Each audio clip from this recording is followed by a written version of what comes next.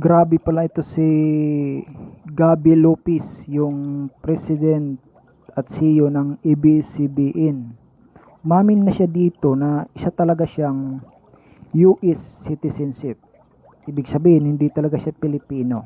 Kasi umamin siya dito na bumoto na siya doon sa Amerika nung nakaraan eleksyon sa 2016 na kung saan nanalo si President Donald Trump. So, basahin natin dito yung isang article na pag-aamin nitong si Gabi Lopez patungkol sa kanyang citizenship na kung saan dito nagsalaysay siya na talagang nasa US yung kanyang citizenship.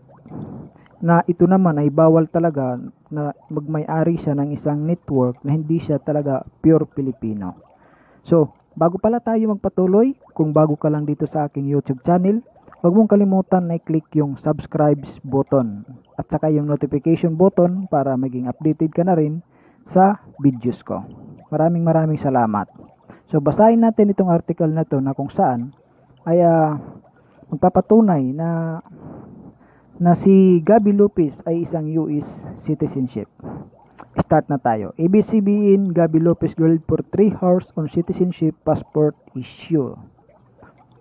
ABSCBN Chairman Emeritus Eugenio Gabi Lopez III answers question during the House of Representatives hearing on the ABSCBN broadcast franchise on June 3, 2020. Manila, ABS-CBN Chairman Emeritus Eugenio Gabi Lopez III on Wednesday broke his silence on allegation he was not a Filipino citizen when he became owner and top executive of ABS-CBN, which is being used by those opposing a new broadcast franchise for the network because the 1987 Constitution limit mass media ownership to Filipinos only. Ibig sabihin, ang ABS-CBN ay dapat ang nagmamay-ari dito ay Pilipino talaga, isang pure Pilipino. For almost 3 hours, Lopez was on video conferencing platform Zoom and patiently answered repetitive questions by lawmakers of the House Committees on Legislative Franchises and Good Government and Public Accountability on his natural-born Filipino citizenship. Good Government Committee Chair Jose Antonio C. Alvarado explained that the panel prioritized the testimony of Lopez because the ownership and management of mass media is constitutionally limited only to Filipino citizens. During questioning by Damper PTD Party List Representative Claudine Diana Bautista, Lopez said that before 2001, he was traveling with a U.S. passport identifying himself as an American in the relevant forms. He explained this form had no provision addressing multiple citizenship. Lopez also said that even when he was in the U.S., he never took a pledge of allegiance to the U.S. He said he studied in the Philippines from grade school to high school, and he only took college and master degrees in the U.S. Lopez said in applied for college education as a Filipino. He confirmed he voted in the 2016 U.S. election.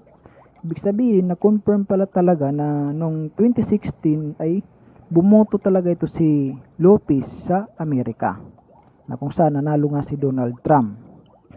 So patunay lang ito na talagang hindi siya karapat-dapat na talaga na magmay-ari sa ABS-CBN na ngayon ay sarado. Na kung ako lang tatanungin, mas maganda nga kung ibinta na lang nila sa government. Kasi marami talagang violation na nagawa ng ABS-CBN na to. Lopez also admitted that he got his first Philippine passport only in 2001. Before that, his US passport was stamped with a balikbayan visa whenever he come to the Philippines. He said this is one of the reasons why he applied for recognition of Philippine citizenship in 2001. Lopez said the matter of his U.S. passport was not raised before ABSCBN management. Lopez explained he took it upon himself to apply for recognition because he was advised by a lawyer that he is a natural-born Filipino since he had Filipino parents. However, he had no Philippine birth certificate because he was not born in the country.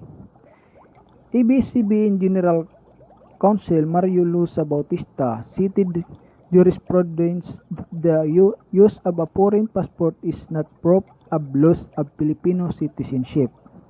Upon questioning by Representative Crispin Remulla, Bautista said Lopez is a dual citizen as an automatic legal consequence of being born to Filipino parents in the United States. Conceding that Lopez is both Filipino and American, Anak Kalusugan Representative Mike Defensor shifted the argument to dual allegiance of citizens being inimical to national interest as stated in the Constitution, citing a law that was passed that disqualified those with two citizenship from holding public office. Defensor said that if public officials are not allowed to have two citizenship, what more owners of mass media who could influence in the public? Tama naman eh. That was when Lopez cited his record of service to the nation. I always tell employees, it is not just a job, calling.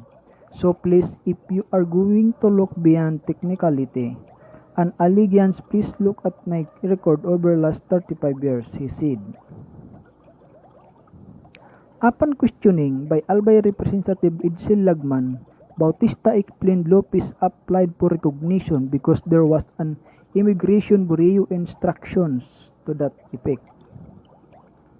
Bautista cited that then Justice Secretary Hernando Perez said in the recognition of Lopez Filipino citizenship that this was an affirmation of the later Filipino citizenship and was not a grant. Then Immigration Commissioner and now Cagayan de Oro Representative Ropos Rodriguez for his part got Lopez to admit that another reason he sought recognition is because he was applying for a Philippine passport. Rodriguez also explained it was his circular as immigration chief that required dual citizen to carry both Filipino and non-Filipino passport when traveling. Justice Undersecretary Emeline Aglipay Villar told the committee that the DOJ recognition of Lopez citizenship through the Immigration Bureau was not an act to grant or perpect his citizenship since his parents were Filipino and that having a U.S. passport did not strip him of his Filipino citizenship. Lopez also explained to Barsaga why he did not try to get a Philippine passport even his family was exiled in the U.S. during martial law. Lopez then recalled that his family fled to the U.S. after the martial law regimes detained his father. After 1972, it was martial law. My property taken by Marcos. How could I go to an embassy owned and controlled by Marcos and ask for a passport? He said.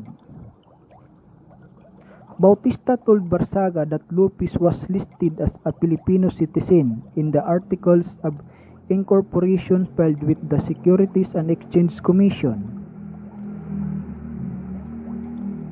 SEC Commissioner Efer Amatong said they only have records submitted by ABSCBN identifying him as a Filipino citizen. They did not ask for the citizenship record of parents.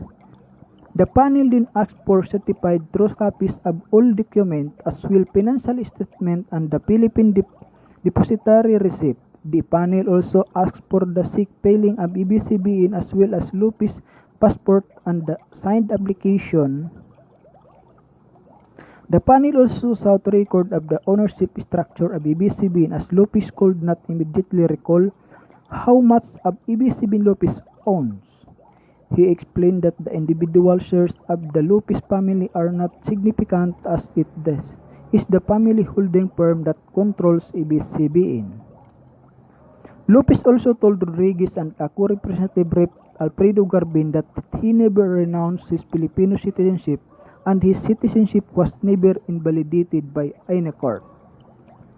Garbin later said that question now is whenever dual citizen like Lopez can own mass media consistent with the Constitution. Bautista answered by saying that Congress need to pass an enabling law first if it wants to bar dual citizen from owning mass media. Defensor conceded the need for such a law to be passed first, but argued that having dual citizenship may have a bearing on dual allegiance. Deputy Speaker Rodolfo Marcolita also said there would have been no problem if Lopez was not a dual citizen. Later on, Defensor tried to argue that Lopez may have renounced his citizenship when he tried to get a renewal of his U.S. passport because of a provision in the U.S. passport renewal application that may be misconstrued as a renunciation.